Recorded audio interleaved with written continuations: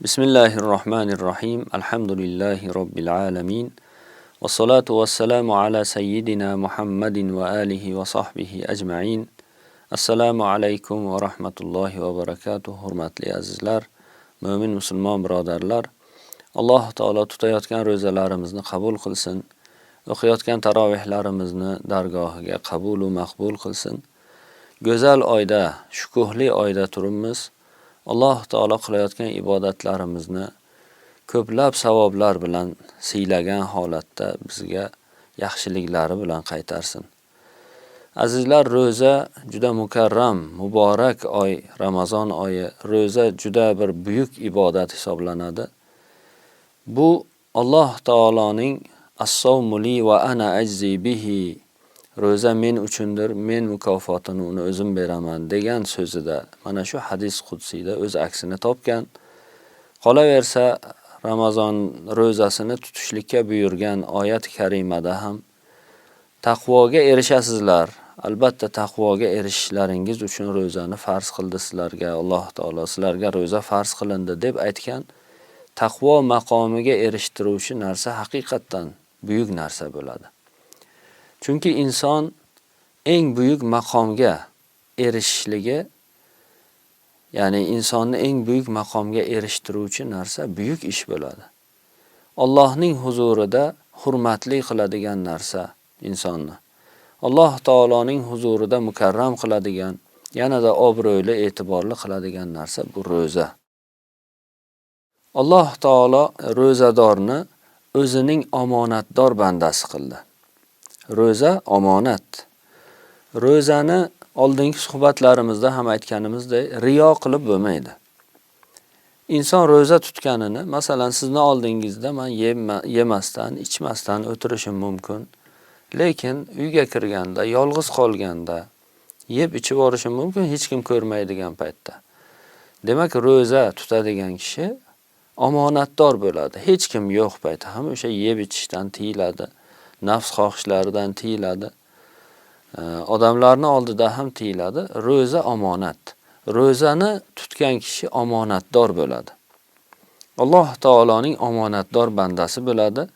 Modomiki ro'zani mukammal tutdimi, boshqa amallarda ham, ya'ni Alloh taolo buyurgan boshqa amallarda ham o'sha omonatni, omonatdorlikni saqlab qoladi. Inson mana shunday Allohga nisbatan omonatdor bo'lsa, boshqalarga nisbatan ham omonatdor bo'ladi. Shuning uchun Alloh taolo Qur'oni Karimda aytadiki: "Ya ayyuhallazina amanu la takhunulloha var rasula va takhunu amanatikum va antum ta'lamun." Ey iymon keltirganlar, ey mu'minlar, musulmonlar, Alloh va rasuliga xiyonat qilmanglar va o'zaro omonatlaringizga xiyonat qilmanglar. Sizlar bilasizlar-ku xiyonat yomonligini deydi. Alloh va rasuliga xiyonat qilmanglar degan so'z o'zaro omonatlaringizga, o'zlaringiz bir-biringizga omonatlaringizga xiyonat qilmanglar degan so'zdan oldin keldi. Nega?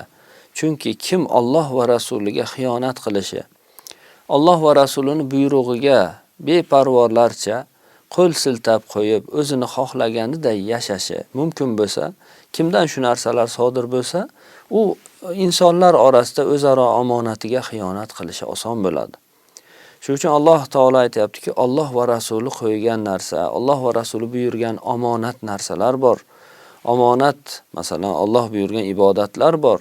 Bularni bajaringlar, bularni to'la-to'kis bajarib ado qilinglarki, Alloh va rasuliga xiyonat bo'lmasin sizlar tomonidan.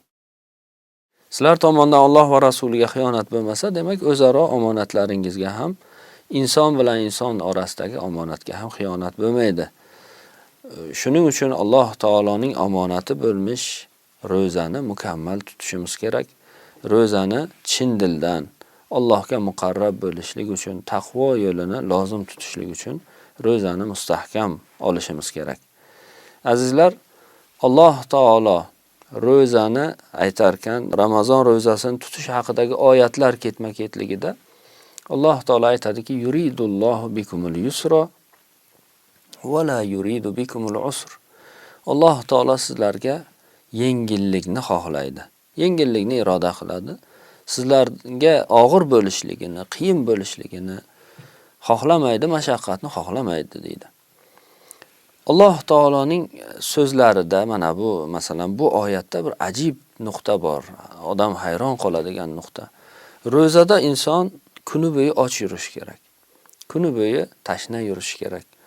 Ovqatlanmasdan, o'zining nafsiy xohishlarini bajarmasdan ro'zada tiyilib yuradi va Alloh taolo aytayaptiki, sizlarga Alloh taolo yengillikni xohlaydi, og'irlikni xohlamaydi.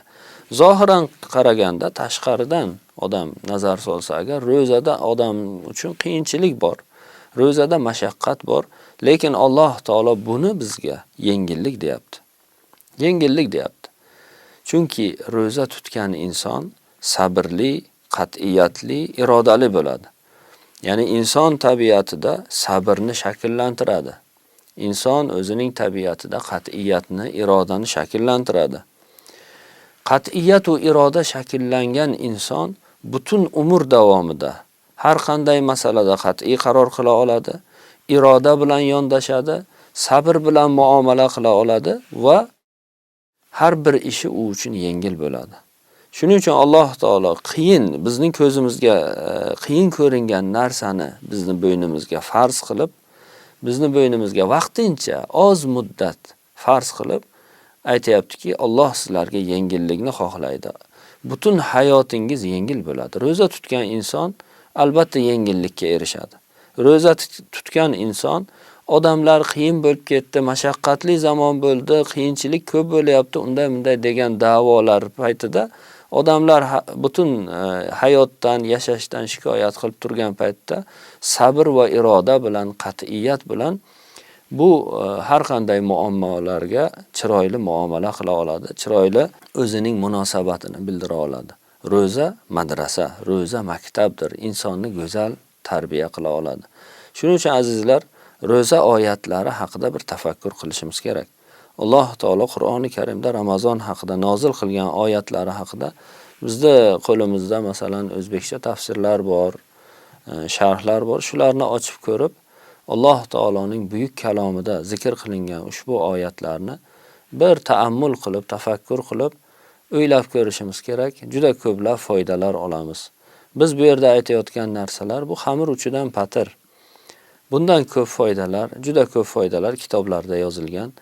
Ham ahli ilmni yoki tolibi ilmlarni, mav'izalarni eshitishimiz, ham kitoblardan foydalanib o'zimiz uchun ma'naviy ozuqa olishimiz maqsadga muvofiq bo'ladi.